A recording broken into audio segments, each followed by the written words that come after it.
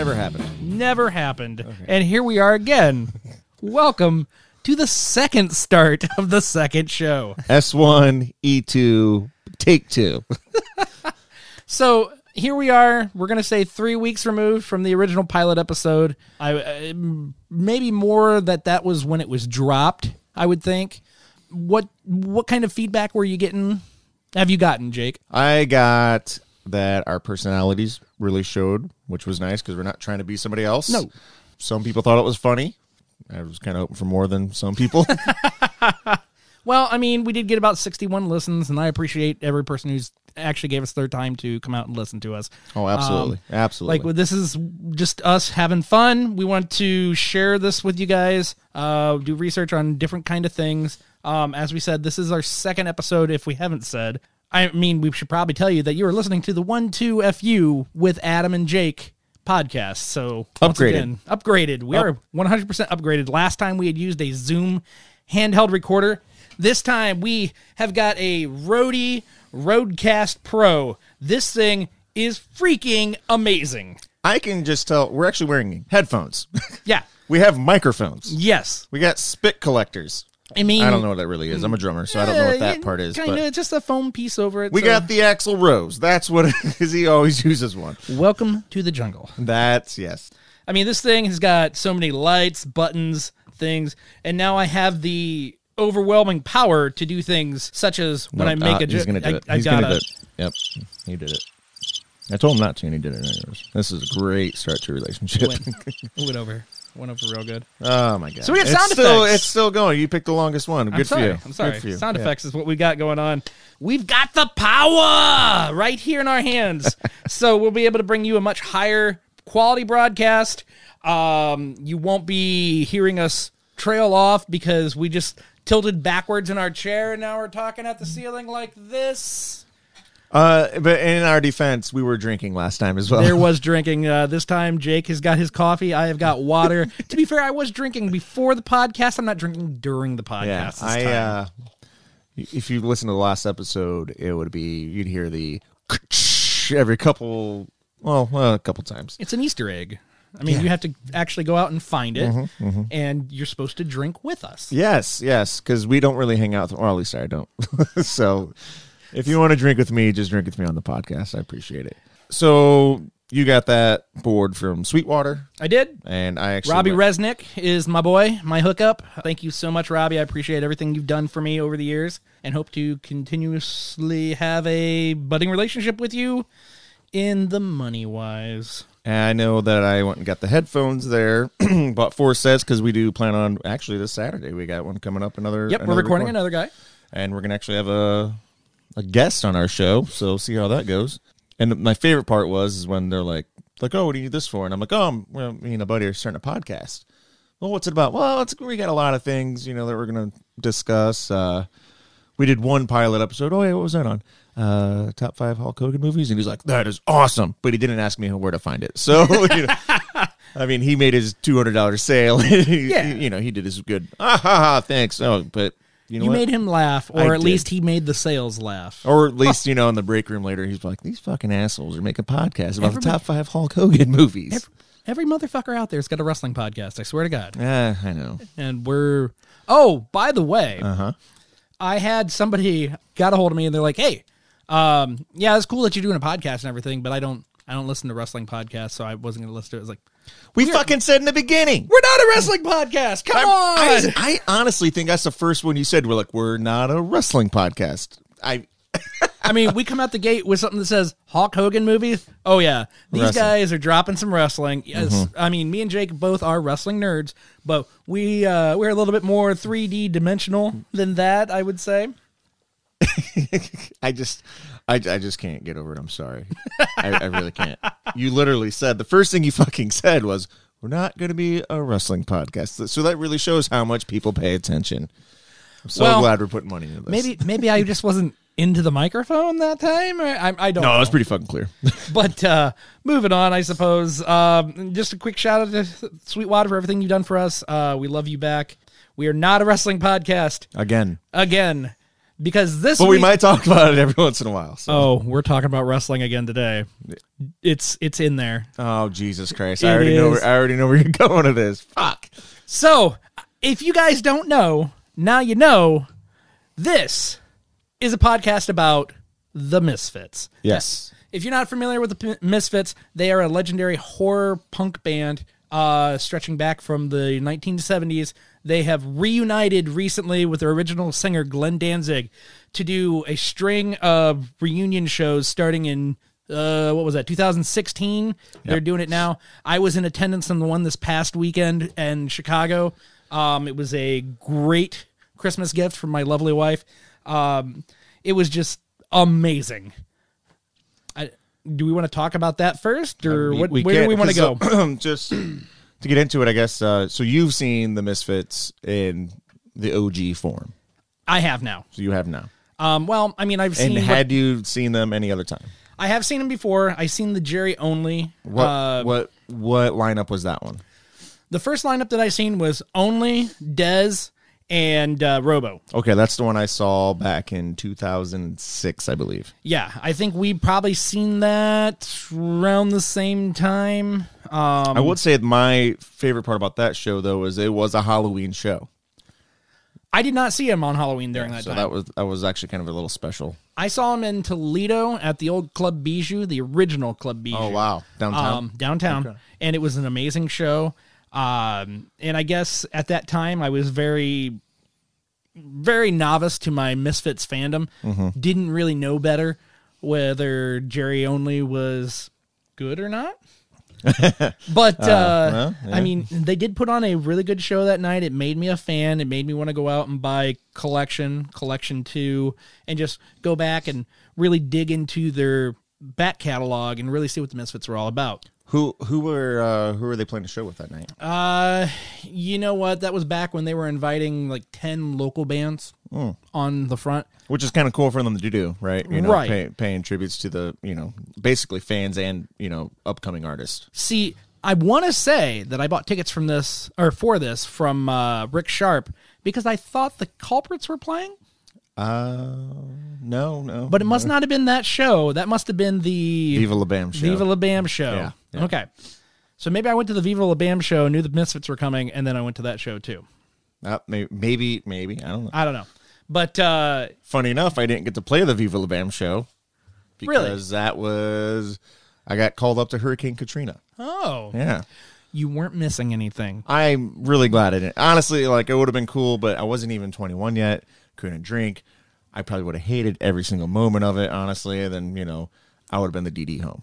I mean, this is probably going to lose cool points for me, but watching Don Vito on stage, that man is just a ball of slime. And it wasn't even entertaining slime. It was just I felt bad for every woman on that stage. Oh, yeah. Well, then years later, he got actually charged with, gross sexual imposition. Oh, yeah. Yeah. Which, go to the videos, for the Viva La Bam tours. Yeah. If you think every girl wants you to do that, they no. Yeah. And I can see what you mean just from remembering watching those, those clips. It's disgusting. Ryan Dunn was drunk as fuck. Yeah. Okay. So, I mean, it wasn't the greatest show in the world. I remember seeing Fight Paris, I believe was their name, and there was a couple more bands off of Trustkill Records. I don't know. But yeah, I bought the tickets for your band, and I don't even think I saw you guys, honestly. No, probably not. No. But it certainly wasn't me. Off topic, back to the Misfits. I remember seeing them. I saw Downtown Brown at the Misfits show. Oh, okay, that was actually really, really good. Those guys are fucking one of the best killer three pieces I've ever, Neil was in the band. I want to say it wasn't Ron. Wolf. Wolf was the bass player, and I don't remember who the drummer was, but it was just an amazing lineup. I bet he was a fucking animal. Either way, one of the best parts was they had green laser pointers on the bottom or on the necks of their guitars, and all of a sudden Neil's like, "Oh, look out above! All the satellites! We got to take down the satellites!" So they turn on their green lasers, and it just looks like they're zapping at the ceiling, taking down the satellites. It's because you're a Ghostbusters fan, and that probably looked like a proton pack to you. Wow. Wow, I got to cut. cut real deep on that one. I'm just saying. I mean, that's how I envisioned it. As you told the story. Wow. Okay. Yeah, it was a great show. Oh, truth.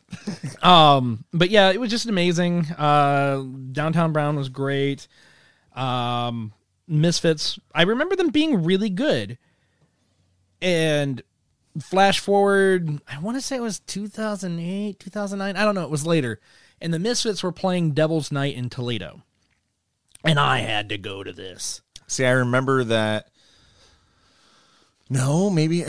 I'm thinking maybe it was 2009, because in 2008 I was in Iraq. So Okay. I for some reason I remember seeing that promoted. That would make sense. But we went. I was so freaking hyped. Mm-hmm. We took a bunch of our friends. We get there. We get through all the opening acts, because once again, they booked a bunch of opening locals, which isn't bad. This time they did it at the Headliners, where they actually had a club, and then through the doors they had a hangar with the main stage, the Misfits being on the main stage. This isn't like the Headliners next to the strip club, is it? You mean Headliners that is a strip club now? Oh, is it? Yeah. Yeah, that's the same one, the old Hard Hat Cafe in Toledo and all that stuff. But we stood there, we watched, and I think Jerry Only was doing a marathon.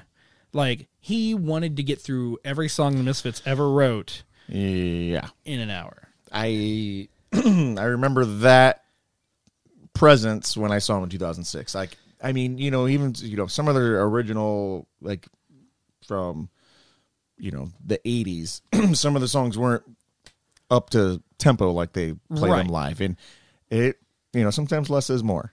Like, it really took away from the song. I'm like, oh, it's just too fast, and I felt weird saying that, but it took away from the songs, in my opinion. It ripped out any recognition of the songs for me, and I just couldn't. You had to hope you heard a word. Like, oh, okay, this is London Dungeon. Yeah. like, okay. All right, this is Halloween. 1, 2, 3, 4. And just goes at 1,000,000 miles a second. Yeah. And I couldn't be there for that. We left midway through, and I was just really, really upset. I bowed out on every Misfits show after that. I believe he was playing with Eric El Chupacabra on drums then, but Dez was still in the band. Okay. And but it's kind of nice to see Dez, because you're like, oh, he was in Black Flag too. So, okay, yeah. What else was Dez in? Was he wasn't in Circle Jerks, was he? I honestly don't know. Oh. Honestly don't know. A lot of those guys were like, like... They were all interchangeable yeah, and everything. It was like a tornado of band members, and they all performed well. Yes. Iconic to this day. And the reason Dez was even in it for a short time, and we're going to get into that when we get into the history and whatnot, Only had put together like the Punk All-Stars. It had Marky Ramone on drums. Okay, so I saw them. Okay. In 2006, Osaka Pop Star was the name of the band. Yes. And so that lineup for that whole entire show was absolutely amazing. Subhumans, the Addicts, who fucking blew my mind away. It was probably my favorite part of the show, because, again, the Misfits were just 100 miles an hour. Osaka Pop Star.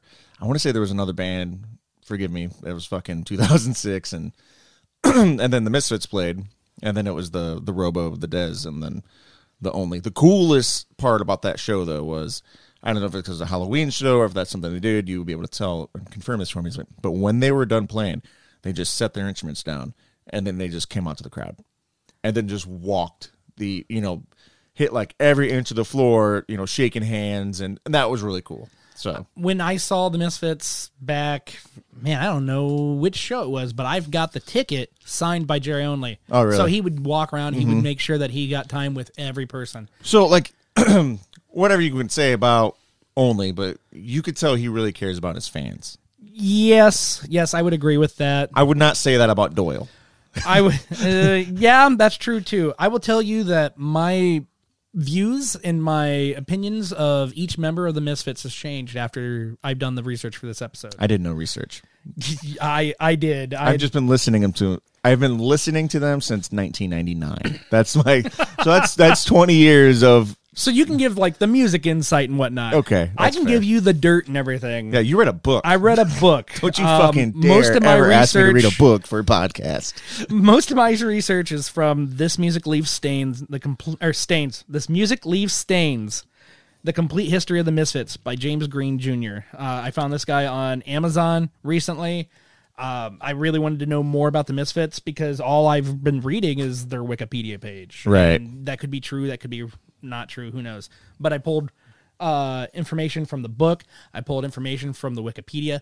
I watched some interviews with Michael Graves, the second singer. Mm-hmm. Well, there's been many singers. He was the best singer, honestly.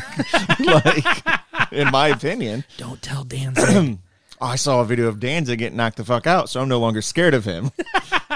I had a buddy that went and saw Danzig. I think he was at the Agora in Cleveland, and he got up right up to the front of the stage, and he said his main goal was just to insult Danzig so much that he was going to punch him in the mouth and break his nose, so that way he could walk around saying he got his nose broke by Danzig. I don't think that ever, happened. I will tell you that they all have very short tempers, especially Danzig. Oh, yeah. They're all fucking assholes. Yeah. So I remember on VH1 there was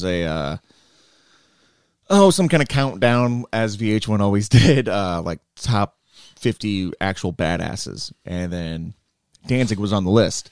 And Scott Ian from Anthrax was talking about how he was doing a radio show, and then Danzig was coming in. And this was, I think, during the court battle, which I'm sure we'll talk about later. So many of them. What court battle? And then they said, hey, Scott, yeah, Danzig's on his way. And all Scott said was, oh, I love Danzig and the Misfits. And then Danzig heard that on the trip over there, and he's like, nope, turn around, not going. And Scott Ian's like, I'm just a huge fan, like he's like, so now this guy wants to beat my ass, but yeah, short temper. Short temper, can't take jokes. He's very humorless. I want to say the artist's name is Tom Neely, but he did this great comic series called Henry and Glenn. Have you heard about this? No. All right. I need to go get this. I need to go downstairs right now and get this. Can you just push a button on that thing so I don't gotta just kill time? Or yeah, that's right. Okay, so we're back. Ton. All right, so I ran downstairs to get these books. I am a gigantic fan. I'm correct in saying the artist's name is Tom Neely. Sorry, stairs. Whew. But anyways, we're eventually going to get a studio downstairs. These are the individual issues. Okay. This is the collected thing. This is called Henry and Glenn Forever. Now, I just see. Okay, let's just describe. Oh my god! Like if Fabio had a Henry Rollins fucking shaved head, right? Covered in tattoos, and rode a motorcycle. And Danzig, you could tell it's Danzig because he has tattoos on the back of the motorcycle, just, arms around the waist. But he looks like, and his hair's very nice and shiny and primp, and oh my God. So let me tell you what these are about. Oh, I opened it. Oh, dear Lord. Henry Rollins, Glenn Danzig. Is that a condom? Gay couple. Okay. They are a gay couple. They are in love. It is a whole series of their living together bliss. Their the neighbors are Hall & Oates. Jesus. They are Hall & Oates. Oh, there they are. I found them. As soon as you said that, I can tell that's who that's supposed to be. So anyways, what is this guy? Well, okay, short temper. Oh, but anyways, short temper. So when these were made, somebody showed one to Henry Rollins, and the first thing they said was, Did Glenn see this? Glenn Danzig fucking hates this. I wonder why. I don't know. Is he the catcher or is he the thrower? I believe it's implied that he is the catcher. Oh. He's very effeminate throughout the entire series. Well, the cover of that first book, it's not like a little comic book. It's a hardback. I will tell you one of the most horrible scenes in it that I just thought was great. There is a scene where Danzig is walking out of a room. He's got a bloody hanger. His underwear is bloody, and it says, "I've got something to say." fucking terrible. Just the most horrible stuff that you could probably imagine. That's what's in there. And it's wonderful. See, I'd read this book. Yes. If you would have asked me to read this book for this podcast, I would have. I actually forgot about this. I don't know how. But yes, you need to read these. This is now reading. You probably can't let your kids look at it. Oh, yeah. There ain't no problem. You shouldn't let your kids look at that. Why is CPS at the door? Oh, I don't know. Jackson went to school talking about, I've got something to say, and holding a bloody ass hanger. So Not quite sure. All right, so here we are. From cutting edge to hot topic staples to resurrection story, this is the story of the Misfits. As told by me. And I. And you. So, our story starts out in Lodi, almost said New York, Lodi, Nope. New Jersey. They're the New Jersey boys. I got a whole bunch of notes here, and I'm going to bounce everybody back and forth. I already You note told away you- because I took no notes. It's all in my head. I already told you where I pulled most of this information from. Yep. I also pulled it from a 2008 interview on YouTube from the channel called Blaring Out. It was a interview with Michael Graves. Okay. And then also the Wikipedia. So our story starts in Lodi. Yeah, that's a really honorable resource right there. I actually did watch a good video. It was from Loudwire, and they were talking to Doyle. Now it's called Fact or Fiction, or Wiki Fact or Fiction or something like that. They'll print out their Wikipedia and then they file. ask them if it's true or not. Yes. Yeah. So I think I saw that video I also as well. cross-referenced that too. Yeah. So anyways, our story begins with a young Glenn. He was not yet Glenn Danzig. I'm not even going to try to say these names. They're Italian-American names, and they are so hard to say for me. Now, I was going to watch a YouTube video and see how they're pronounced. I did not do that extra thing. So, a young Glenn graduates high school and tries his hand at drawing comics. He sends samples in to a Marvel Comics back in 1970-something. Oh, really? Yes. He did get a answer back from them. They were not interested. I wonder why. Weird. But then he joins his first band. It's a cover band called Ku Dot In Boojang. Ku Dot In Boojang. Well, when you see it on paper, it looks a lot cooler than it sounds. I don't know what kind of band calls himself Ku Dot In Boojang. But anyways, Danzig takes this band really serious. The other guy's like, this is just a cover band. I'm getting chicks on the weekend, drinking some beers. Danzig's like, hey, this is my bread and butter. Mm-hmm. You don't fuck with it. He takes it so serious, and his singing so serious that, like I said, they do covers. Right. They do Led Zeppelin covers, and he refuses to do the Robert Plant voice. Like, he won't try to damage his voice to do a Robert Plant voice. Because you're going to. Because you're going to. Yeah. But he also wants to do originals.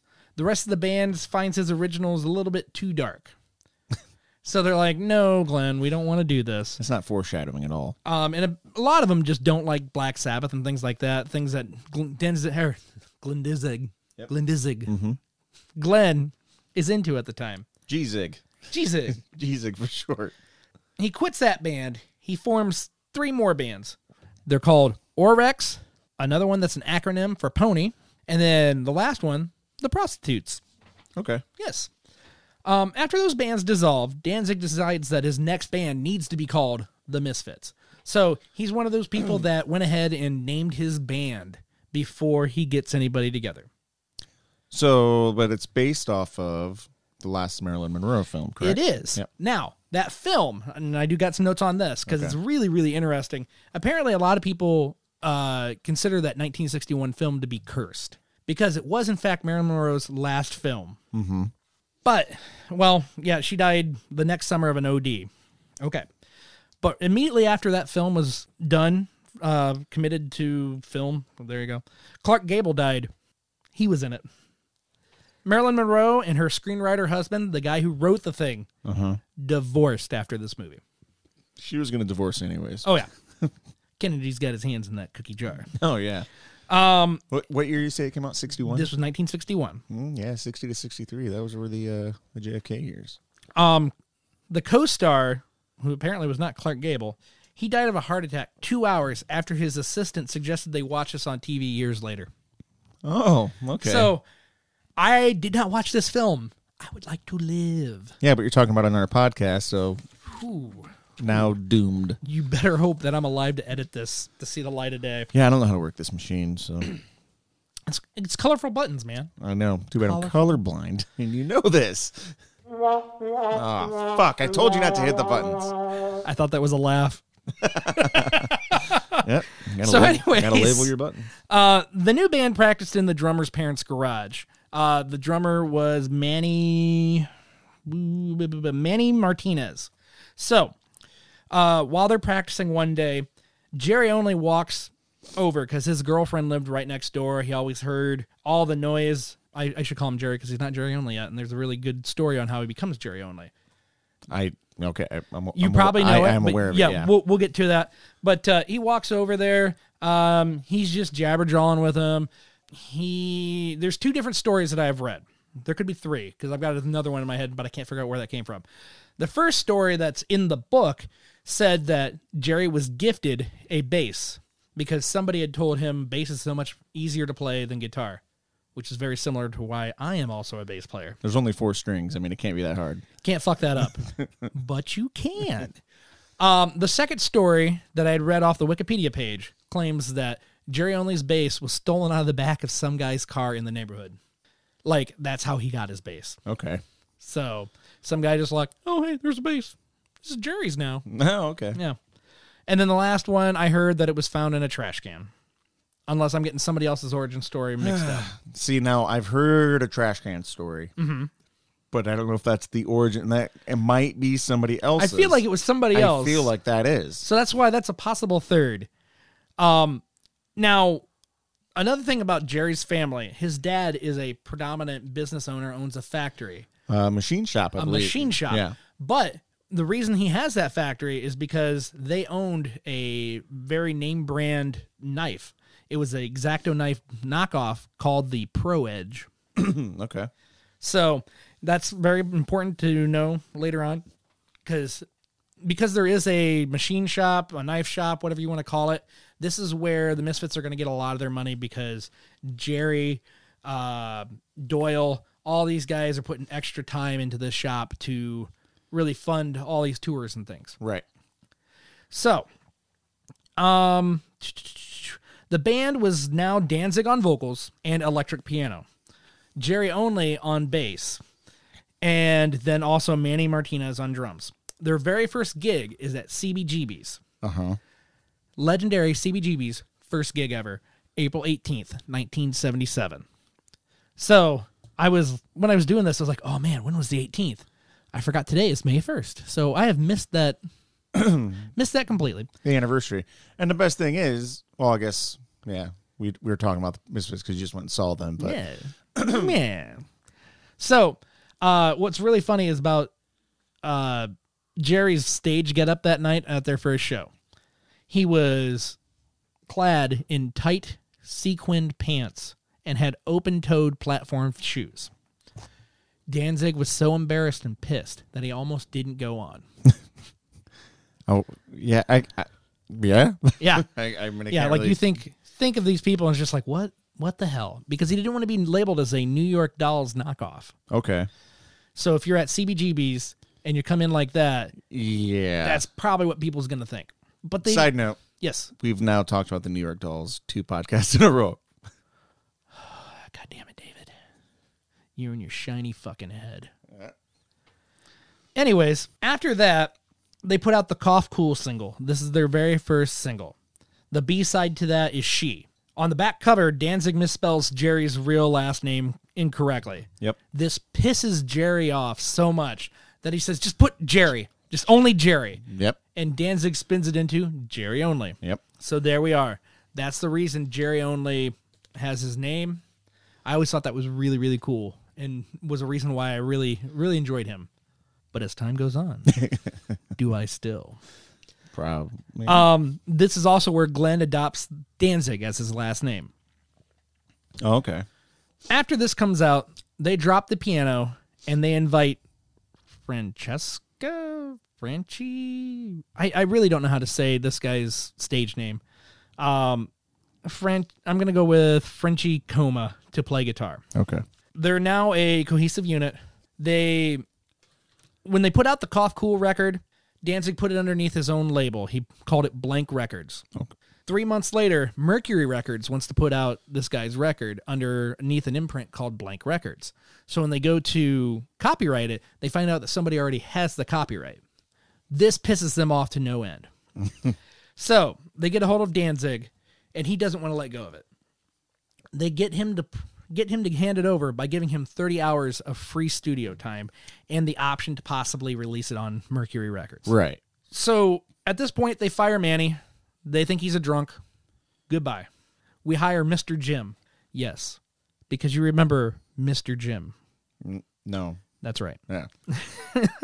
They record 17 songs, mix 14 for the record that in 1997 becomes Static Age. They give it to Mercury, and they hate it.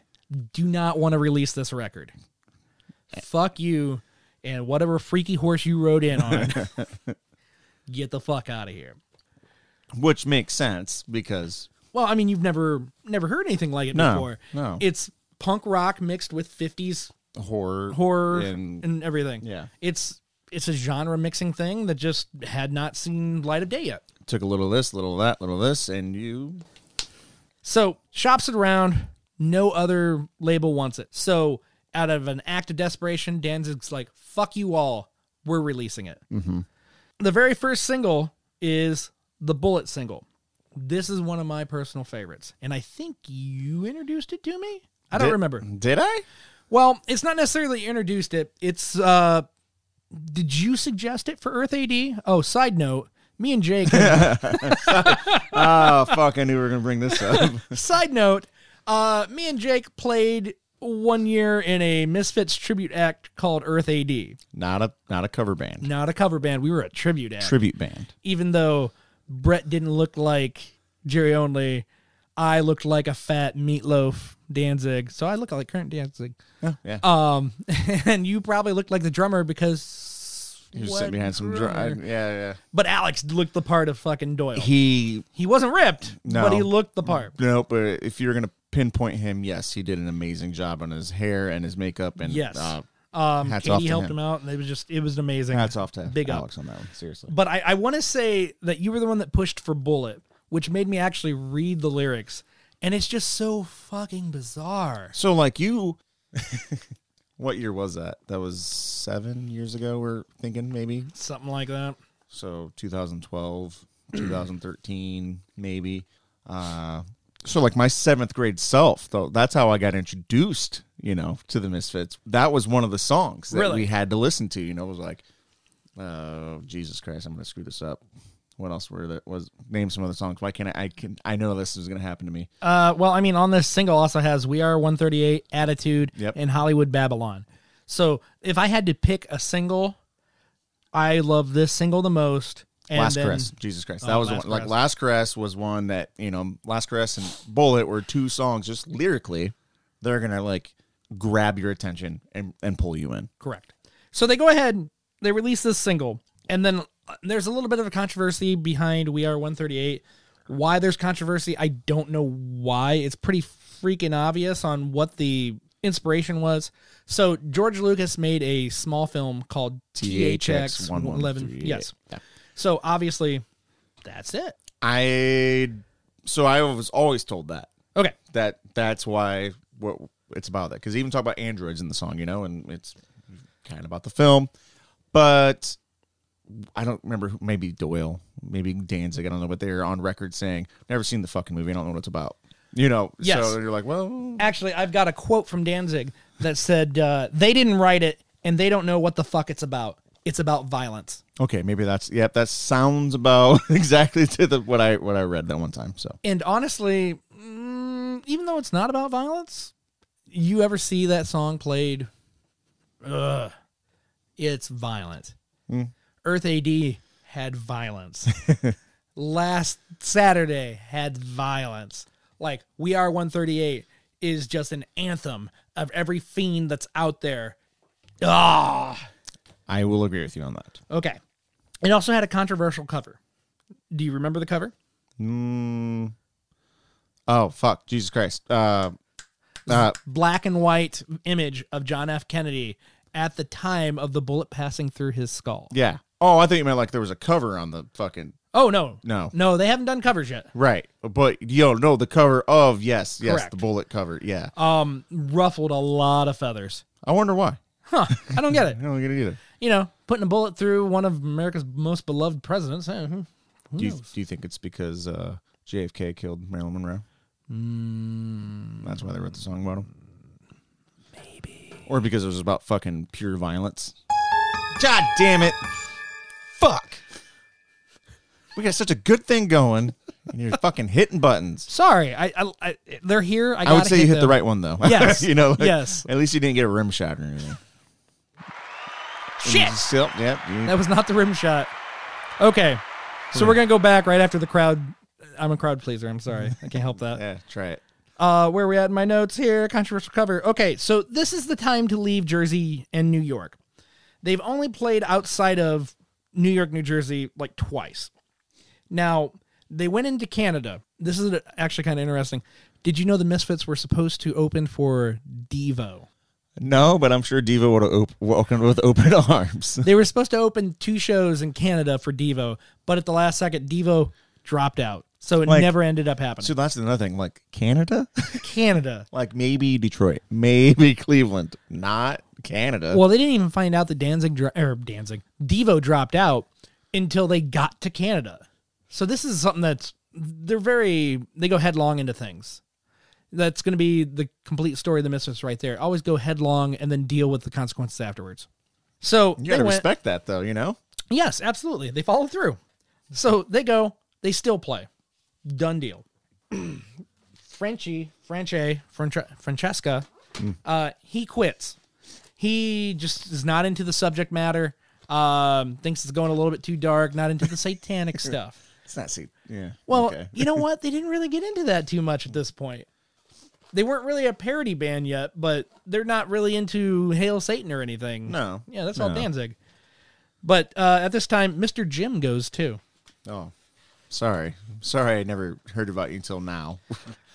So at this point, they do a little searching around. They get another drummer, Joey something or other. He takes on the name of Joey Pills, and then everybody thought that was... That's a fucking awesome name. I don't care. Like, I don't even do pills, but that's like... They thought it was a shitty name, so they made him change it to Joey Image. Fuck that, dude. I would have been Joey Pills all the way. Try it. Fight me. Yo, Joey Pills here. Yeah. I play, that's what I play the drums for the Misfits. Yeah. Yo. All fucking hyped up on amphetamines and shit. But then they also pick up Bobby Steele. Now, Bobby Steele is a name that you're going to hear a lot because, while he's not really an original Misfit, he's considered one. So during this time, they're playing shows all over the place. One particular thing that they did, Danzig mocks the Jonestown Massacre 2 weeks after it happens by throwing purple Kool-Aid into the crowd. I bet the crowd loved it, though. I almost served you purple Kool-Aid because of this. Oh, man. I got coffee. It's purple. Or purple coffee. Purple coffee. Purple coffee. So, during this time, the Crimson Ghost makes its first appearance on a flyer. Danzig sees the 1940 Republic Pictures serial featuring a future Lone Ranger, Clayton Moore. And because this movie has been all over the place, the rights holders don't really, we know who they are now, but at the time it really wasn't that big of a thing because It's just so out there. So he adopts this image of the Crimson Skull and they start putting it on everything. So now they released the Horror Business single. It has the songs Horror Business, Teenagers from Mars, and Children in Heat. What's really cool about this is in certain copies, they put a handwritten note that says that it was recorded in a haunted house and strange voices and noises defying any explanation were present in the gang vocals. Oh, really? Yeah. So was that do we got the Fiend Club yet?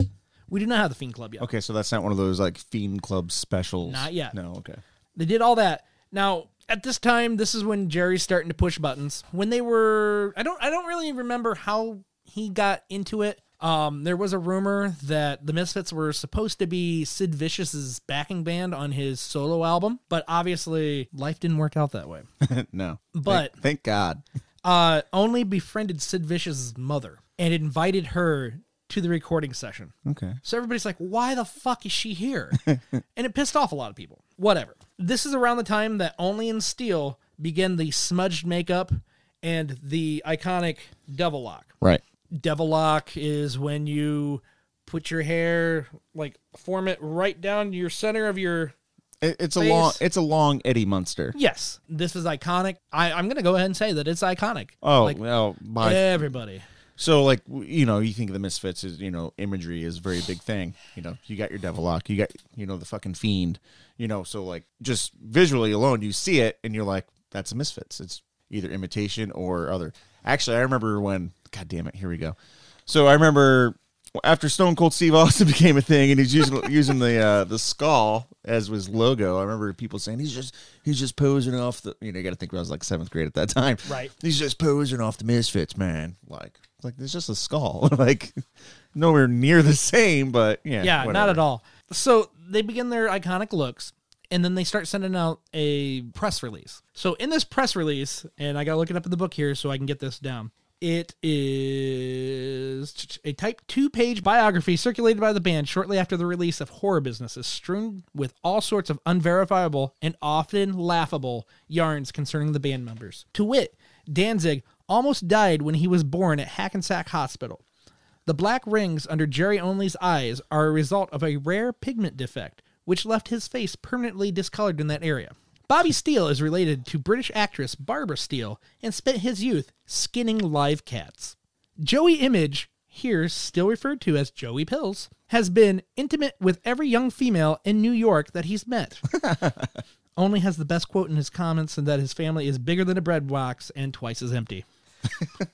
These guys are just every freaking where with their stuff. Oh yeah. Shortly after this, they release on Halloween 1979, Night of the Living Dead. Okay. So this has the song Night of the Living Dead, Where Eagles Dare, which is a personal favorite of mine, Oh yeah. and Ratfink. Now, an error in when they released my favorites. one of your favorites. Oh, yeah. Ratfink's a damn good song. And an error in mastering the songs besides, I think the entire album was just really bass heavy. Danzig was pissed because Danzig gets pissed about everything. Yeah. Yeah. If he hears this, he's gonna be pissed at me. Which, you know, I'll take it. I'm not online right now. I'm not like typing, so you can just call this a podcast cowboy, I suppose. So Okay, that's yeah, fair. you know, That's Danzig can be pissed because I'm not gonna get any feedback on that unless somebody knows Danzig and actually turns me in. And I'm very sorry. I'm sorry, sir. Yeah. Yeah. June 1979 shares a bill with The Damned. Now, The Damned is a UK punk band. Yep. They've been around forever. So that night, Only talked to The Damned's management about opening for them in the UK on their next tour. There was a lot of glad handing. They loved each other, were totally into it. Only borrows money from his father. They go to the UK, show up, and The Damned didn't know anything about it. They're like, oh, damn, dude. You were serious? Right. They threw them on the shows just to be cool, but because it wasn't up to snuff for their standards, they're like, nah, fuck this, we're out. So the Misfits jump off the tour, and they try to book some of their own. Right. Not really working out for them. During this time, this is when Bobby Steele and Glenn Danzig get thrown in jail. Mm-hmm. And they write... London Dungeon. Yes. A song about being in London's dungeons. Who knew? Jail in London. This is an awesome song. I know it's one of Brett Hostetler's favorite songs, or at least that's what it was in Earth AD. This is how I connect with these songs. I just remember Earth AD and who loved what song. Yeah. So they come back to the U.S. and they release the Beware EP. Now, the Beware EP is just, they smashed the Bullet single and the Horror Business single together. Put them together, yeah. And added Last Caress. They originally printed this to take to the UK with them. Didn't work out for them. Uh-huh. At this point, they're like, Joey, be gone. They get rid of Joey. He ran out of pills. And they get Arthur Googie. Googy. Okay. Googie. Sounds like a stage name alone. Oh, yeah. Also during this time, Only starts to push Danzig to get rid of Bobby Steele to bring in his 16-year-old brother, Paul, also known as Doyle. Yep. Doyle von Frankenstein. Yeah, I remember I knew he was younger for some reason. I thought he was younger than 16. The book says 16. He might be a little bit younger. Maybe when he was talking about when they first started releasing stuff, he was younger. Probably which because makes sense. Doyle was a roadie before he became a member. Like, what kind of fucking parents just let your 12, 13-year-old son hang out with your horror punk, not icon yet? Apparently one that has money. Yeah. From the X-Acto knife business. So Danzig and Only start trying to teach Doyle how to play guitar. They part with Steele. They leave on good terms. No one's really sure where the fallout happened, but later there is a fallout. And it's very public. It's very messy. Even to the point where during Teenagers from Mars, Danzig changes the lyrics to like Bobby Steele, that fucking cunt. Yeah. Like it's weird. It gets real weird. A little bit later, the band appears on TV for the first time. It's a Pee Wee Herman-like show. Uh-huh. And Doyle wears a Star Trek uniform. For some reason, I think I've seen footage of this. I mean, it's got to be somewhere. Yeah. I'm sure it's out there. I know what makes me think Doyle in a Star Trek uniform is what comes to mind. So, well, another thing that I didn't realize back when they did the Michael Graves years, Only and Doyle wore Star Trek uniforms on some shows. maybe that's why. So I don't really know what that's all about.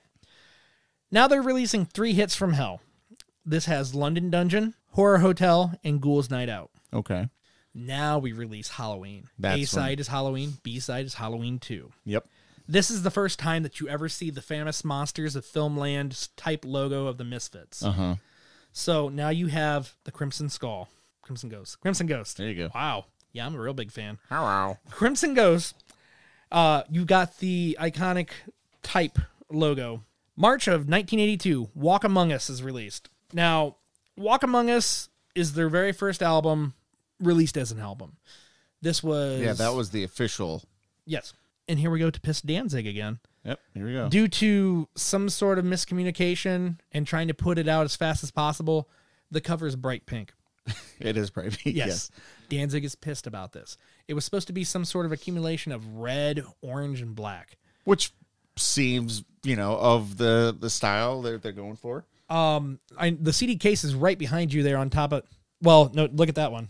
Purple. Yep, it is. I don't know why they decided to do that later on. Well, so what year was it? I don't know, Record Store Day. 2012? Is that the year it was? I think so. Yeah, that makes sense. Because I actually bought the re-release of Walk Among Us, and it's the Pink album. Yes. And for some reason in my head, I never opened it.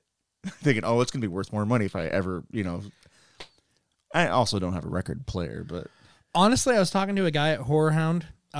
He said that records they're worth more if you don't open them. Right. But also, they don't know what to offer you because you don't know what you got in there. Yeah, I know. That was another thing, because like each vinyl had something different on it, but... So... And I will never know. Yeah. And I'm never going to open it. Until you sell it to somebody. And I'm going to... Oh, fucking assholes. During this time, and I've never heard this before, and it makes so much goddamn sense. Like, it kind of makes so much sense that it annoys me that it just never occurred to me. Okay. Misfits are the punk Kiss. So I wasn't going to say it, but I get it. Yes. You really do. You see it. Yes, you do. Very theatrical. There's a stage presence. I mean, their stage show, you're getting more out of them. You're going to see in a lot of other bands. Just the theatrics they put into it, the design, it's a big show. And a lot of their on-stage show, budget. they've got, Kiss is more fire and stuff like that, but the Misfits, you had coffins. They're raising from coffins. Yep. Pumpkins and shit like that. So when I saw them, they had the fucking, like that, I don't know if Dr. Chud used it or not, but like the 4-foot fucking bass drum, and then it looked like a 5-foot floor tom. Chud did use those. He did. But Robo used them when I saw him as well. Yep. But like, you just know that those aren't real drum. Like, there's more drums, or maybe there's just something that sits on the outside. I'm not sure. It's gotta be like some sort of shell. It has to be, but it looks cool. There is a legend, and nobody can confirm this from either party. Well, I mean, the Misfits say it happened, but the other guys have not. April 14th, 1982. The Misfits are playing at the Whiskey A Go-Go in L.A. They run Vince Neil out the fucking door and down the street yelling at him. So the Misfits are saying this? Yes. Okay. Vince Neil's like, I don't know what you're talking about, man. I kind of hope. I was like arm deep in pussy at the time. Yeah. I kind of hope it's true.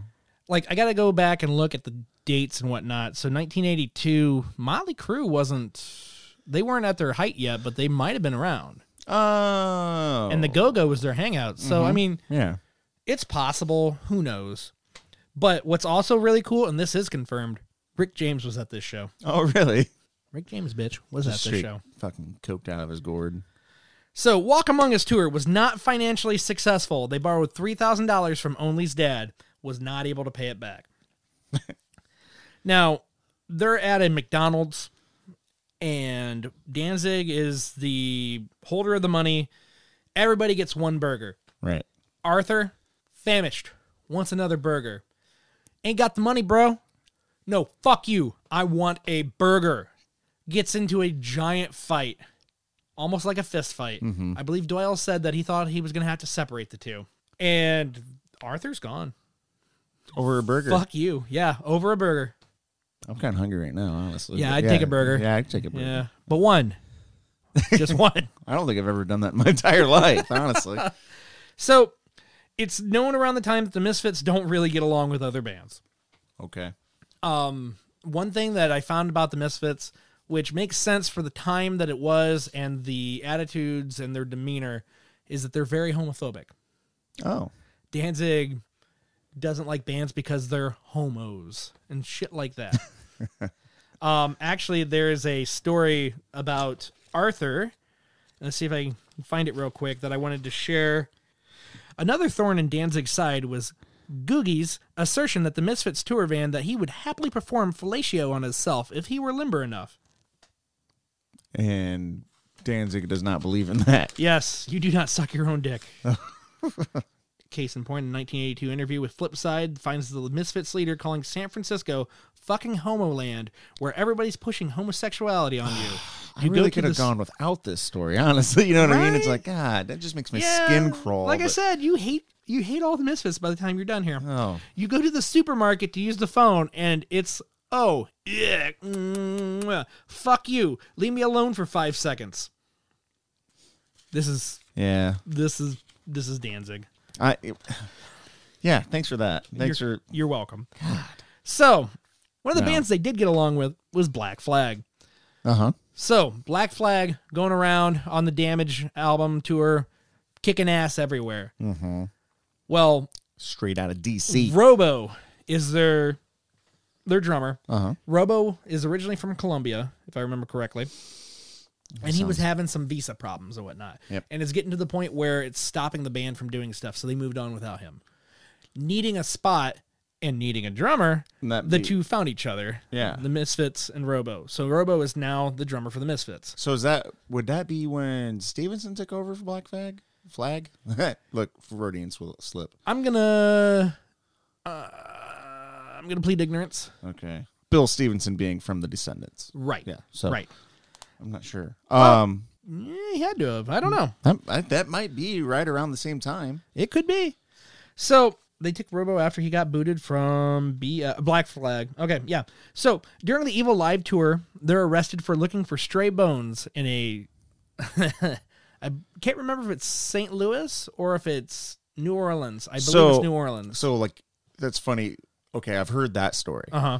But as I was, this is pre-dominant internet era and the knowledge that we have today. So, like, my 7th grade self, when I heard this story, this is why they wrote London Dungeon. Because they were in London trying to dig up bones. It wasn't a fist fight that got them thrown in jail. It was they were in cemeteries digging up. The joy of hearsay. Right. Yes. So we heard it from somebody from that. Right. But there's some truth, so they did get arrested for this and they did go to jail in London. They just kind of. Right. Yeah. Well, this one was actually I like the version I knew better. Right, yeah. Well, this one was actually in New Orleans. They were looking for stray bones, and the 19th century voodoo priestess Marie Laveau. LeBou? I have no idea. Looking for her gravesite.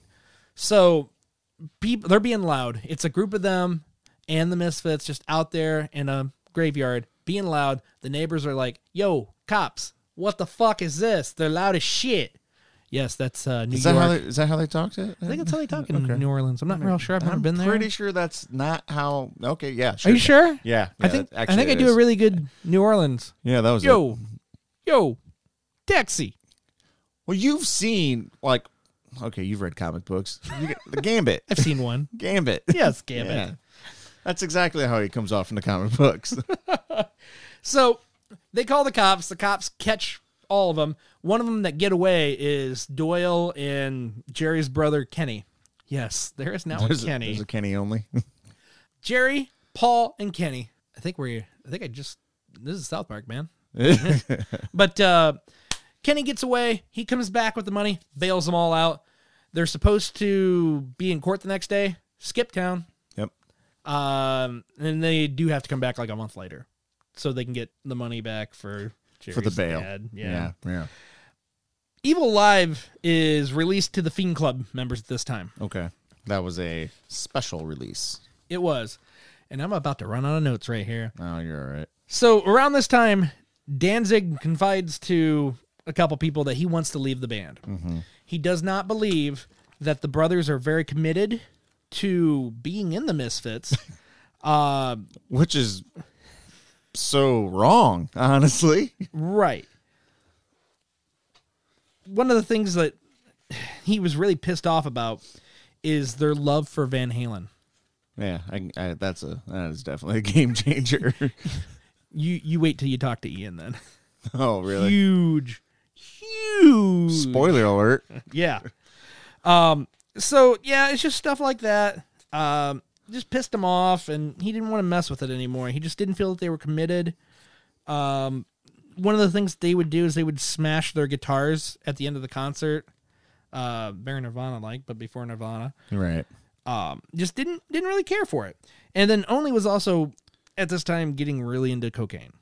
Oh, really? And Danzig is straight edge as fuck before straight edge. I mean, he Mm-hmm. drinks, but not like that much. So forgive me here, because now I have to look at a book and see where I'm at. Oh, my God. And we're probably going to skip over a lot of stuff at this point. That's what you get for reading. Yeah, it's a bitch. So I'm sure other things happened, but it all accumulates to a show, Halloween night, 1983. 1 year. 1 year. After Walk Among Us. Right. Yeah. They play 2 hours, and they play awesome. Danzig's just super fucking pissed. I think he announced 3 songs in that this is the last performance of the Misfits. Oh, wow. So I think they start the show with Night of the Living Dead. Mm-hmm. They play 2 straight hours. It's said that this is a damn good show. Them being able to play 2 hours is almost impressive because they release an album that's less than 25 minutes long. Right. You know, so. So, yeah, they go ahead, do all that. Then at the end, they play Night of the Living Dead again. Yeah, forgot about it. And Danzig's like, I'm done, man. Yeah. But we've got a tour overseas that we got to do, and then we got some other shows we got to do. And it didn't work out. Like, it just didn't do it. Fell apart. So Danzig goes on. He forms Sam Hain, Eerie Vaughn, and other stuff. And I'm gonna gloss over a lot of stuff at this point because I don't have my notes. And he goes on to do his actual band Danzig. We're not gonna get into like the Danzig history because I don't have those notes and whatnot. During this time, Jerry and Doyle, they don't have shit. There's a fight over the name because Legal battles. Yeah. Because Danzig's still releasing stuff underneath the Misfits name. He's also re-recording parts over the original tracks, so he doesn't have to credit Doyle or Only. Oh, okay. I didn't know and that. just releasing it. Yes, so he doesn't have to pay them rights. So I know just for the name alone was like a 10-year court battle, I believe. Yep, didn't get solved till 1995. And then shortly thereafter, we get another album. Yes. I'm trying to think if we're skipping over anything to get to that point. Yes, we are. So During all this fights, while Danzig's releasing stuff and the legal battles going on, Jerry and Doyle decide that they're going to start their own band called Christ the Conqueror. I think I knew that. I've got the demo somewhere around here because I had to hear it. I've never heard it before, but I think I knew that, though. Yes. And it's very Christian oriented. Even though only... I would assume that, yeah. Yeah. Only tried to play it off that it was all a joke. He was re-Christian as Mo the Great. He had his own little fan club, and he was releasing things. One of the things you're going to notice about Jerry Only is if he's not in the spotlight, he's pretty pissed about it. Oh, very, very clear. You're going to... As the story unfolds, you're going to see Jerry Only is not a guy to look up to. I mean, good on him for keeping the Misfits name going for as long as he did. Right. But if you thought it was just to keep the name alive, you're going to be very, very upset at the end. Yeah. Like, it was always really nice to see him, like, when he's doing interviews, like, especially after the Graves years started. You know, people are, I guess they weren't YouTube channels at the time, but, you know, doing video interviews with him. Just condescending towards Graves, you know, but, like, trying to, like, you know, making fun of him because he's so young and the fact that he's late because he's a younger generation. Yes. It's just, yes, really condescending. But in the same breath, he'll be like, "Well, but he's doing really great," you know, taking off, and it's just like, well, you could see it, you know, like he's trying to cover it, but you can really tell. So we're gonna skip through a bunch of shit. They go through their court battles and whatnot. Lots of things are released. Actually, to end the court battle, they sold the rights to the Misfits music to Caroline Records. Okay. That way that they don't have to fight over who owes what and shit like that. Caroline Records can just do what they want. Whatever they want to do with it. And during this time there was a lot more Misfits releases that we were supposed to get that the other side just put kiboshes on. Did you realize that there was a live record that was called Christmas at Max's that we never got? It was at Max's Kansas City. It was a Christmas show. And apparently it was a damn good show. Really? And Doyle and Jerry sweetened the sound on it like Danzig would have. Right. But Danzig caught wind of it, put it in the shitter. Yeah. And just stuff like that, left and right, man. So we get to 95. A rights battle happened, and Jerry and Doyle are allowed to use the Misfits name. They're allowed to go perform out. Danzig does not get any of the profits of their touring, does not get any profits of any albums released underneath their names and stuff like that. But if there is like merchandise and whatnot, he does get a cut of that. Oh, really? Stuff and like that. Especially since there's such a merchandise band. Right. He really made out on it. Well, yeah, it's one of those things where he got out of it somehow. Oh, like, okay. He doesn't. And I think once Jerry had his hands on it, he was just like, slap that skull on every motherfucking thing. And they did. And they did. Just like Kiss. Very much so. Yeah. So we get to 97. Doyle, Jerry, they want to do something with the Misfits. They recruit Dr. Chud, got their drummer. On the drums. So they just need a singer. They decided that they were going to ask Danzig if he wanted to come back. They did, and he was at a hotel. He was playing a show, and they did their due diligence for the fans. They went to the hotel room. They were going to go up there, but he found out he caught wind of it and had security kick him out of the hotel. So they tried. Here's the reason they caught wind of it. They were in full makeup. Oh yeah. Yeah. Hey, Glenn, some guys you might recognize go by Jerry and Doyle. I guess Jerry was down in the hotel lobby, sent Doyle up to the room, wouldn't even answer the door. Yeah. So the elevator opens and Doyle's being escorted out, and I guess he didn't want to do it. But they tried. Right. You know, for the fans, they said, hey, you know, on a business sense, would you like to do this? So and it didn't work. Yes. They were looking for a name brand, we'll call it a name brand, a name to front this band. They looked at the lead singer of the Damned. They wanted him. Yes, they tried that, but they said it took them 6 months to get back to him. Yes. They wanted Peter Steele from Typo Negative. Okay. He couldn't do it because Typo Negative was blowing up at the time, and he just couldn't do two bands. Yeah. So while they're recording all these songs and whatnot, there's another band in there recording with a young Michael Graves. I don't remember his original name, and I don't remember the name of the band. 19, I believe, right? Yes, he was 19 years old. The guy who was producing his record says, "Hey, the Misfits are in here, and they're doing another record. Would you like to go try out for these guys?" And he'd never heard of the Misfits really before. He got one. I think he got Collection. Yeah, Took it home. it's a pretty solid record. Just the look alone. Yes, it was a safe. You like, I've seen this before. I'm gonna buy this one. You know, it was a very it was a safe record, to like a gateway album. Absolutely. So he got that, took it home, listened to it. He's like, I can get down with this. Mm-hmm. So he goes, he tries out. They're impressed, but they're still holding out for one of the other guys. And then at one point, they're like, well, we got to move. Yep. So they bring Michael. They're like, you're going to do it. Michael brings all these new songs with him, because one thing that you don't really realize is Michael was a giant songwriter on those two albums. Lyrically, they're great. Yes. I think they're phenomenal. I really do. Absolutely. But during this time, you start to see that Jerry is really the one who's calling the shots. Mm-hmm. Jerry has put down a mandatory thing where every song needs to be based off of a movie title. Oh, okay. So Michael thought that was a little boxing of him, yep. But, he was going to make it happen. They start making that. They put out American Psycho on Geffen Records.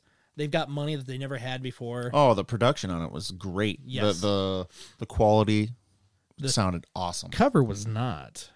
I think that cover sucks. It came with a poster that was 3D. It was blacklight poster, didn't it? I don't remember if it was blacklight. I don't think I have it. I think it was a blacklight poster. The one thing that just really annoys the piss out of me is, yes, it's the...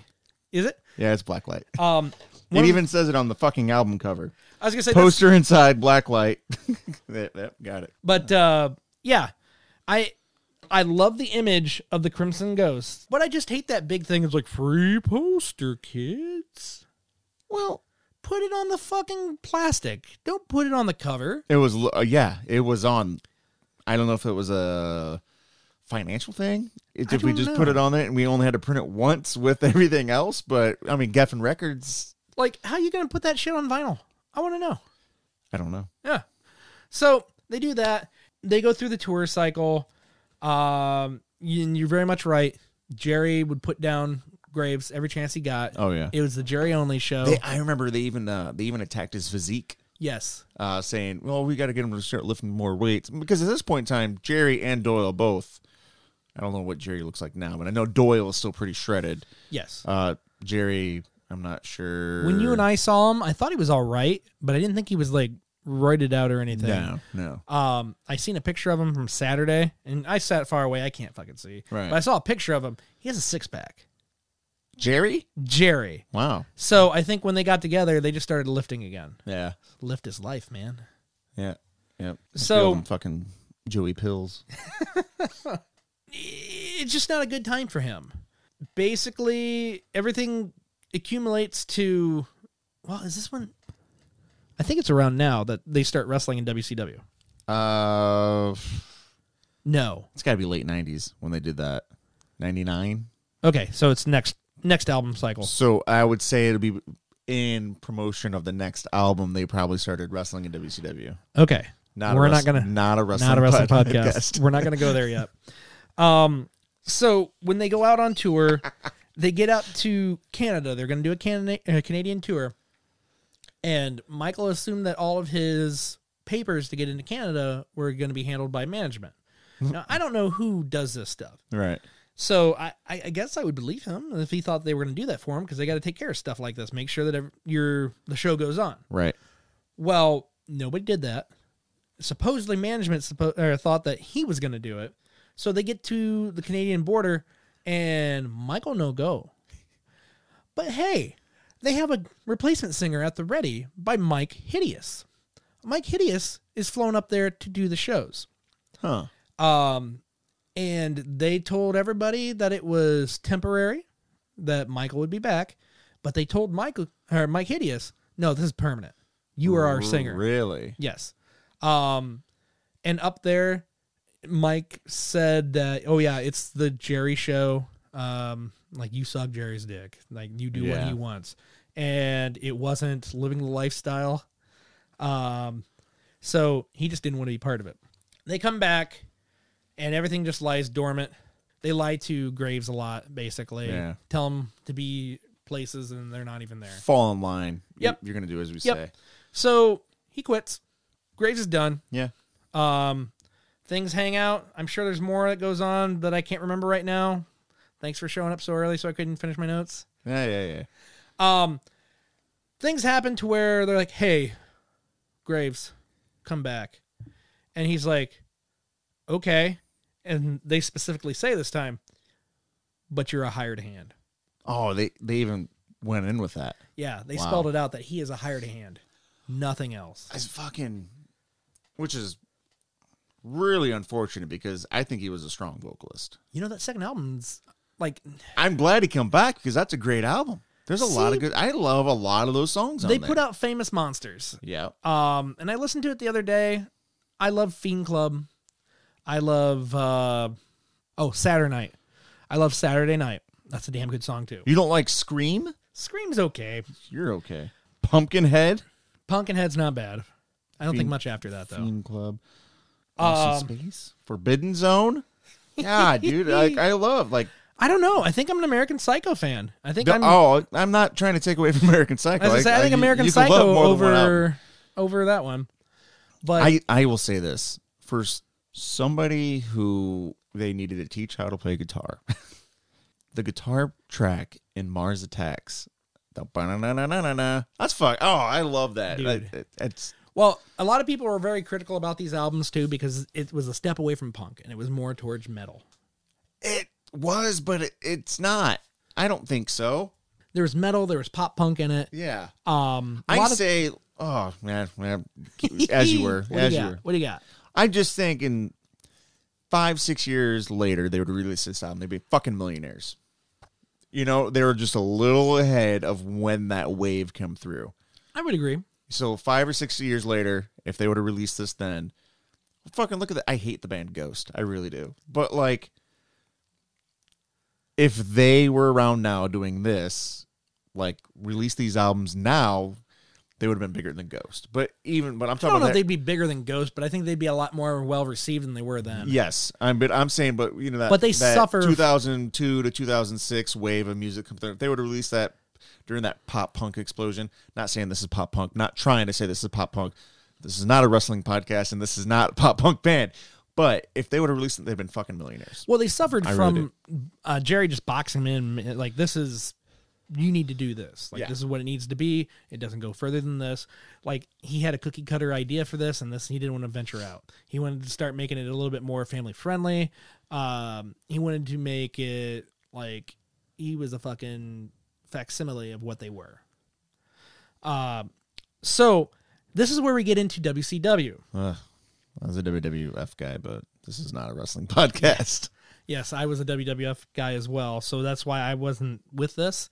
But the story is so good, I'm not going to glaze over it. Because they attached themselves to Vampiro? Vampiro, okay, yes. Makes sense. And Only was all about this fucking thing. Like, was he really? Yes. Actually, to the point where wrestling was becoming more of the priority over it, and they almost left him behind to start a new band. Oh, really? But that's not the story I'm going for. Okay, go for it. So, the Macho Man, Randy Savage, had a valet by the name of Gorgeous George. Now, Gorgeous George was with Randy Savage for years, boyfriend and girlfriend. Uh-huh. Well, the Misfits come in. Doyle starts hanging out with Gorgeous George. They start getting together. She leaves Macho. Really? Yep. And in a last-ditch plea to get her back, Macho Man gets tickets for this NFL game, box seats and everything. She doesn't show up. So he starts making calls. He wants to know where the fucking Misfits are that night. They're, I want to say, in Orlando. He jumps on a red-eye flight, goes straight to the show, gets onto the stage off to the side while the Misfits are playing, and every time they look over, and he's just making faces, throwing punches. Was this a shoot? This is like a shoot. This is real? This is real. Because you could see how the crowd could not see Macho. Ah, God, so that So had to this have is been, going it had to have down. been real. Yeah. And after the show, Doyle jumps into the crowd and runs through the front while the rest of the band is just like trying to calm down Macho Man because Right. he ain't going to do shit. Right. So I just thought that was hilarious because I totally forgot that Doyle had a thing. I think he actually married Gorgeous George. Oh, really? Yeah. Oh, that's sweet. And that'll come into play a little bit later. So we get through the touring cycle and whatnot. They fuck over Graves again. Mm-hmm. Well, I shouldn't say they. Jerry fucks over Graves again.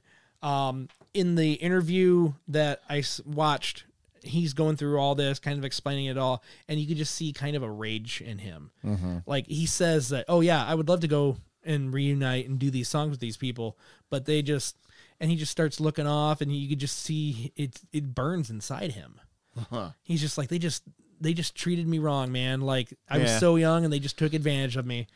And that sucks. A young, naive talent, probably, right? Didn't know how to stand up for himself. Still Yes. kind of cutting his teeth Very in the much business. so. And And he was very good friends with Doyle and Chud. And Jerry was just kind of the pushback. so, like, when it all kind of imploded, though, I know Chud and Doyle kind of did their own little side piece, but did they have Graves with them?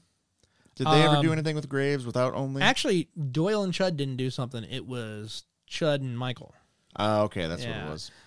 Actually, what happened is it all accumulated at a House of Blues show in Orlando. Yeah. Something happened to where Chud got pissed off, walked off. Yep. Graves left with him, and Doyle was just pissed that anything was going on. So, and I remember watching the video at one point. Yeah. Jerry just starts doing 138 all by himself, all frantic, and it's the saddest fucking thing you've seen. Yeah, because like everything I've ever loved and worked for just walked off the stage. Yes. Yeah. So things lay dormant. Jerry and Doyle are just trying to figure out what they can do. So at this time, Doyle's going through a very bad divorce. And he must have already been separated from his wife because he's with Gorgeous George. Right. But he's got like 4 kids. And he wants to be close to these kids. So he needs a house. And he goes to his brother for help. Jerry, Yeah. can you help me out? And he says, yeah, I will help you out. I'll help you get that house, keep you close to these kids and whatnot. If you sell me the rights to the Misfits name. Really? Doyle is like, I don't give a shit. I'm still going to be playing in the Misfits, so who gives a fuck? Right. And who knows, there was probably conversations where Jerry was like, of course, why the hell would you not play? Yeah. Well, he sells it off, and he gets kicked the fuck out. Did he kick him out? He kicked him. Well, he started the Misfits out with other people. Okay. Like, Doyle's gone. He fucking stabbed him in the back. His own brother. Did Doyle play on the 1950s project? He did not. He did not. He did Okay. not. Because that was the next thing that they did together. Yeah. And around this time, you see only sucking the dick of everything the Ramones left behind. Uh-huh. So Ed Stasium is the producer. He was a longtime Ramones producer. He is Right. now producing 1950. Uh-huh. So, like, Jerry puts together Des Katana something like that. from Black Flag as the guitarist. Marky Ramone is the drummer. So they're putting together a super group of punk bands, and they play all around. They put out Project 1950, and, you know, it does good. I love that. I really did. I enjoyed it. It wasn't a bad album. No, I enjoyed it. A lot of people shit on that album. Fuck 'em. Unfortunately. That's how it is. But then I also remember when the American Psycho album come out and Famous Monsters come out. It's not the real Misfits, man. Like, shut the fuck up. It isn't Right. the original lineup. No, but it's still good. So Only keeps a version of the band out on the road, and they're making money night after night because it's the fucking Misfits. Right. You went to see them. Uh-huh. I went to see them. It's the goddamn Misfits. You're going to. You're going to make that trip. And around this time, this is when Danzig notices that his career is starting to plateau and kind of go downward. Well, you wrote Mother there, big guy, Yes. and nothing ever since ever had a commercial success as that. as you mentioned mentioned before, everybody's disrespecting this man. He got knocked the fuck out by the Northside Kings singer. Yeah, that was one that, you're like, well, good thing he didn't try to play Wolverine. And I always wondered about the brick thing. Do you know what I'm talking about? No. So apparently, I can't remember who did Loser Beck. Yeah. Did an interview, and he was talking about this neighborhood in California and how nice it is. He goes, yeah, everything looks so great, except for Danzig and his stack of bricks out in front of his house, because he has a stack of bricks outside of his house. So Danzig hears this. He's like, well, fuck him. Well, guess what? Now everybody makes fun of him and his bricks, and his house was now a tourist attraction. People wanted to go see this fucking stack of bricks. Oh, man. Well, like to get punked out by Beck. Yeah. That's get knocked out. It goes viral within the community. Well, then we go on to what is my wife's favorite meme. Yeah. Yep. So Danzig he's just Saturday, Sunday, whatever it is. Dude's just going to the store, getting his groceries, wearing his own shirt. He comes walking out, carrying a bag or a box of Tidy Cat, and they snap a picture. And so everybody's making fun of this dude for having kitty litter. Yep. And he's like, fuck you, you don't need to know about my cats. But somebody made a meme, and memes are later down the line, right, but I'm going to mention it now because it's just so goddamn funny. It says, I got something to say. I fed my kitties today. Yep. It's great. This is great. Take a moment to let that absorb in. Oh, Jesus Christ. You did it again. Button pushing. Yeah. After talking about memes. Wasn't even the right one I wanted. Where's my wow? Yeah. That's what I wanted. So, everybody's disrespecting my man Danzig, and he's just trying to do everything he can. Now, let me blow your fucking mind right now, Jake. Okay. 2002. Okay. Danzig gets the brothers together. Says, hey, let's do a reunion tour, and we'll do an album. The only thing you got to do is not tour as the Misfits for a year. That way, people get excited for it. And Only was like, I'm going to lose $250,000 if I stay out or don't go out on the road. That's bullshit. I'm not going to do that. And Danzig said, fine, no deal. Right. Rolls over on his couch and goes back to sleep. No shit. So we could have had this motherfucking tour over a decade ago. Yeah. And we would have had an album. Who knows if we're even going to get an album right now? I'd kill for a live album at this point. It would probably implode before we can get to an album. I don't think you're going to. Yeah. Because right now, you look at it, Danzig sings Elvis albums coming out this fall. Oh, yeah, I heard about that. Doyle project is going back on the road, which, I abstained from the Doyle project because I was like, it's bullshit metal because I thought I listened to it. Yeah. Well, then the Death Rats opened up for him last year, and I actually got to watch the show.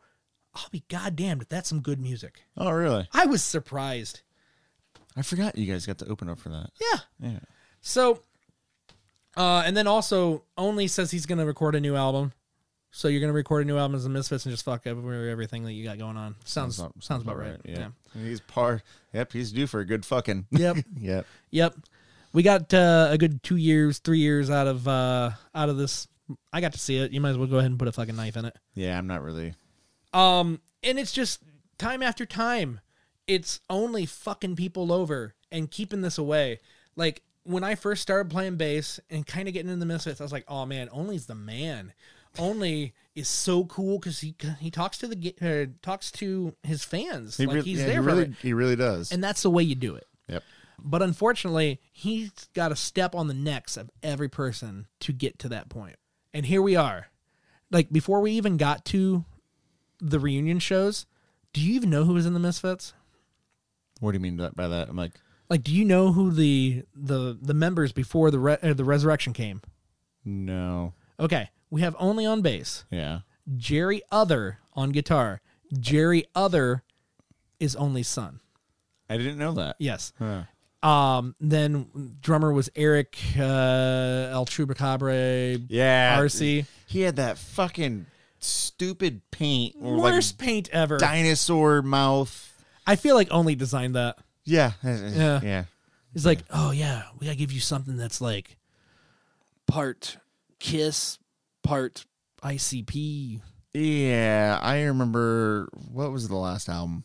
The last album was The Devil's Reign. Yeah, Devil's Reign. Here we go. I couldn't think of it. And I was so psyched when that came out, and I listened to it. I was like, eh. Yeah. Some things I didn't mention around the time of like the Graves years is they did a song called Mars Attacks. So they did Mars Attacks, and they tried like hell to get it in Mars Attacks. And Tim Burton was like, no thank you. Big fan, but no thank you. Right. Years later, Devil's Reign. There's a song on there called Dark Shadows. Oh, weird. Tim Burton had a movie called Dark Shadows come out that weird year. And guess what Jerry Only did? Dude just wants to get his shit in something. No kidding. Yeah, it's... Now, but your logos and everything, yes. it's always in the background, right? Always. A lot, not always, but you know. Oh, shit. What was the name of that movie in the 80s? Like called Toy Soldiers, I believe. But it's about like a military school, a bunch of kids, and they're in their dorm. They have like a dartboard, and it's a fiend. Yeah, I don't know what movie that is. It ain't Toy Soldiers. No, I'm thinking Small Soldiers. Might be Toy Soldiers. I don't know them. Not Small Soldiers with the fucking... Right, that's what I thought you were talking about. I was like, no, you're wrong. Okay, you're right. Not with Jay Moore and Tommy Lee Jones. So I couldn't really tell you how we've got the reunions that we did right now. The way Danzig described it is that it was going to go back into a big battle and then turn into a reunion. So who knows what happened? It's got to be a great payday for him. It's got to be. Yeah. That ticket that Brittany bought. You were pretty far back. I was pretty far back, and that was $100. Yeah, I was going to say. So, but I'll tell you what. I'll pay that again. That show was so goddamn good, Jake. Was it really? It was. They didn't speed everything up. Everything was played the correct See, timing. now I would go see that. I like when I saw him in 2006, it was just triple time, and it just was not fun. Well, the first song they played was Death Comes Ripping, and it didn't do anything for me. I was like, well, that was kind of sloppy. But that's a sloppy, fast song. And then the second song was 20 Eyes. Okay. And that wasn't very good. I was like, okay, so this isn't going to be a good show. Yeah. But at least I'm here. At least I can say I saw these guys. And then the next one was I Turned Into a Martian. That's a good That song. hit on all cylinders. And they didn't fucking quit from there. Oh, man. I can hear it. It's playing in my head right now, but I was just amazed. And like the whole night you're singing along. And everybody's singing with you. Now, tell me, at any point in the Misfits' lives, besides probably, I'm sure they did it in 97, did they ever play an arena? The original never did. They never got to any sort of heights of fame. Yeah, they did clubs, but that's it, man. Yeah. I mean, the Agora, where I saw them. It was a theater. Yeah. A glorified theater. Well, there's two spots, but yeah, I mean, glorified theater. But I mean, they did opening slots and whatnot in 97 to the 2000s, so they had to have done something then. I didn't go and look. Yeah, the footage you can see from the live shows for the Graves era, you know, maybe they're just very, very select where there was that footage come from, but it looks like they had some really big shows. I'd like to find some footage. I'd like to see Graves live. He's come to Toledo a couple times, and I meant to go, but it's always on a night. Acoustic thing now, doesn't he? He does. Yeah. He just released an acoustic album. Dig Up Our Bones is on it. Oh, really? And it's really slow and it's kind of weird. Maybe not. I didn't care for it the first time I listened to it, but then I listened to it this past weekend, and it was really nice, but it just drags on too long. That's the only thing I don't like. He made a Misfits song more than 3 minutes. So I remember watching Jerry in an interview talking about. He was like really proud that all of his songs on American Psycho were less than 3 minutes long. He was like, real quick, fast to the point songs. He's always chewing gum too. You see, the problem with Only is that he thinks he knows what punk is. Punk is the Ramones. He basically thinks the Ramones is punk. And that's fine, it is. Right. But you don't have to be the Ramones. You're not, dude. You're something else, and it's good. He wanted to be like McDonald's, Ramones, something that Disney would be proud of, basically. Yeah. Someday Disney will own the Misfits. They're an image, and Disney probably will own them. But yeah, reading this book put me through a lot of heartache. But it was just so goddamn good to see them on stage. I'm glad it was a good show, at least. Yeah. Yeah. Did not see that coming. Their merch was the shits. What do you mean? If you wanted to have a shirt with just the Crimson Skull on it, and it says the original Misfits on it, they got you. They got you in 5 different colors. Like, the most boringest fucking merch I've ever seen. Oh, really? You got the Crimson Skull, Crimson Ghost Skull. There you go. And it says Chicago 2019 on the bottom in just a plain font. Like, there's no style to these shirts. It was all very boring. Like, it looked like somebody bootlegged it. I bet a lot of people still bought it. Oh, God, yes. How much was it? 30? 35 for a shirt. I think it was 60 for a hoodie, which, you know, you go to shows now, that's about standard. I'll take that beating for 35 a shirt. And that's why, you know, quickly I was able to say 30. Yeah. So the only thing that I regret that I didn't grab is the hat, because I'm on a hat kick again. Yeah, there you go. And it just says the original Misfits, so I would be down to get a hat. So I just got to find somebody who's going to be around Jordan Hostetler. Oh. Who's going to be over at the LA show in June. Jordan, go. It's a good show. It's only $100. Yeah. Well, they're playing I think it's a soccer field, isn't it? Oh, I have no idea. Yeah. They upgraded from an arena. Now, granted, this was not a sold-out show. There was a lot of people there, but it wasn't a sold-out show. So I don't know why they're going the next step up. But my prediction, if they keep going the way that they're going, they will be in Detroit within the next year or two. Ah, fuck. That's too close not to go, isn't it? Only because, like, for whatever amount of time that they were around, they played an annual Halloween show in Detroit. You know what? When I saw them in Cleveland, it wasn't the actual... I don't know if... Maybe it was on Halloween or it was a day before or day after.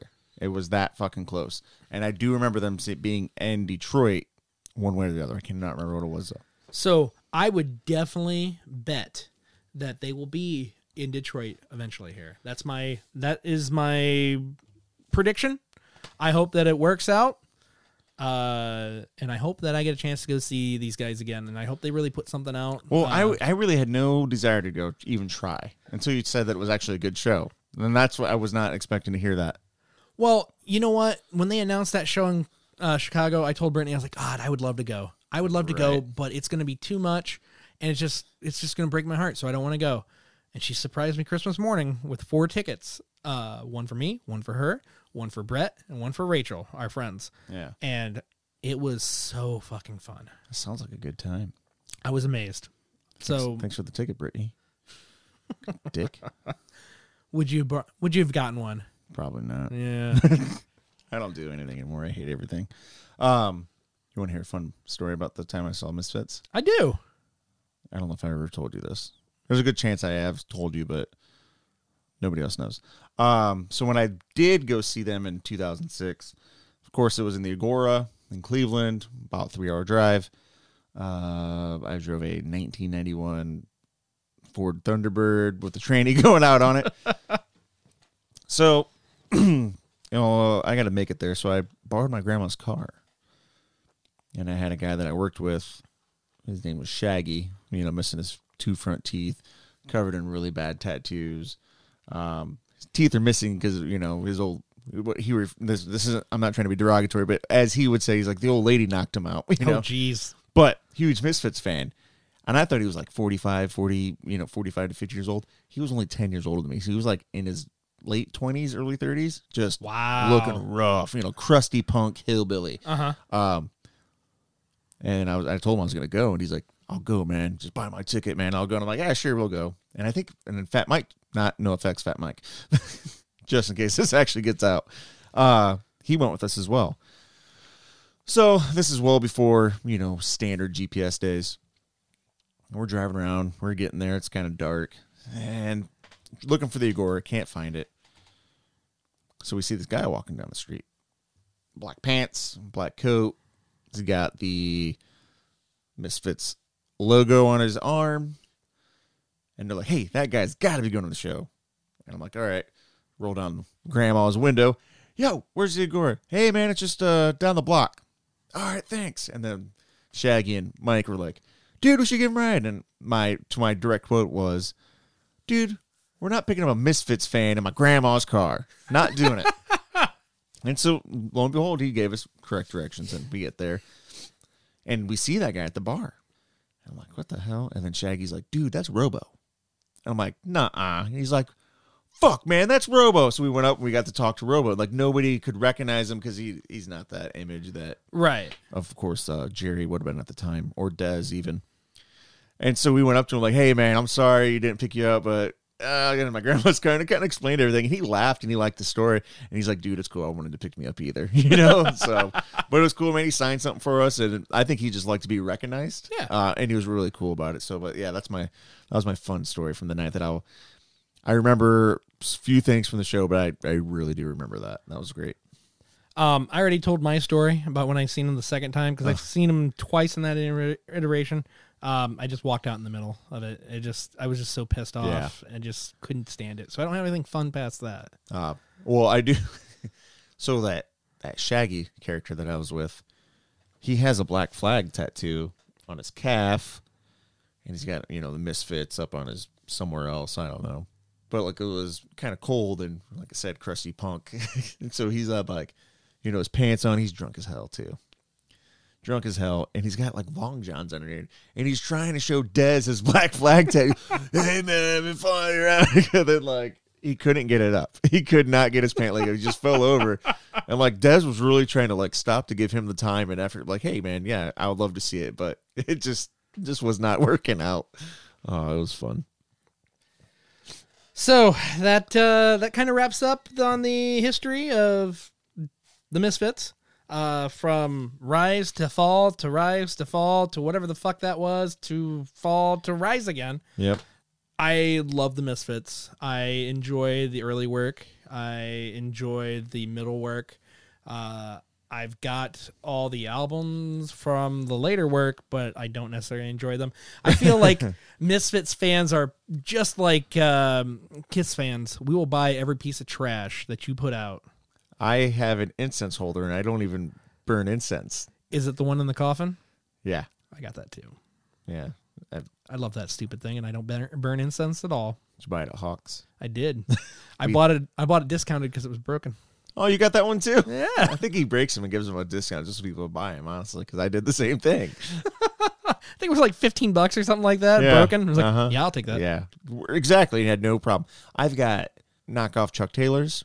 I've had a wallet, of course, T-shirts. Yeah, anything they could put their brand on, they're going to, and I've bought it. Yeah, and it just doesn't stop to this day, and they make $1 off everything. So he better be driving fucking Escalades around, blaring Van Halen, while wearing his white jumpsuits and whatnot. Yeah, he's Jerry only on stage, but at home, he's King Jerry. King Jerry. King Jerry only. Watch it, Lawler. Oh, Jesus coming Christ. for you.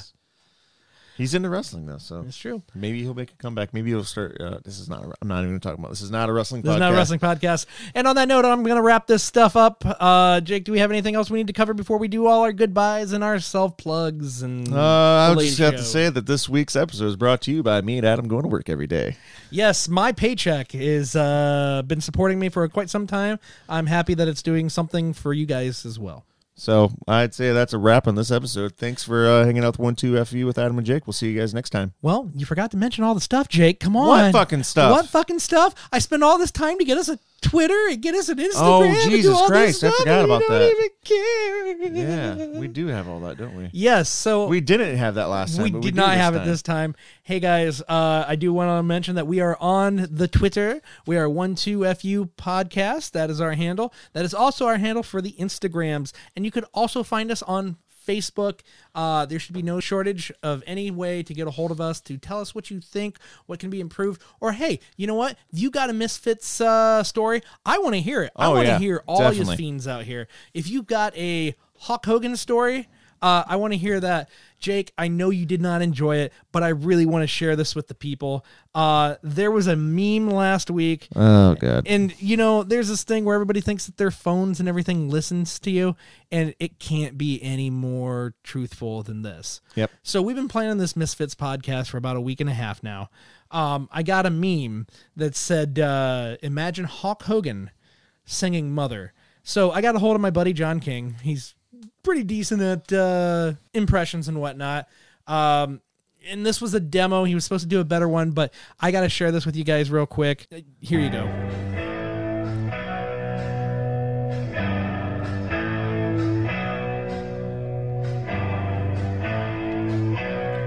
Oh, yeah. Listen here, brother. You better tell your children not to walk my way. You better tell your children not to hear my words, Mean Gene, what they mean and what they say. Oh, brother. Brother. Can you keep them in the dark for life? Or can you hide them from this waiting world? Oh, brother, what you gonna do when Hulkamania runs wild on you? All right, everybody. Thank you so much. This has been 12FU with Adam and Jake. I'm going to say goodbye. Jake, what's your favorite sign off here? I don't. Fuck you, I'm Jake. Is that what I say?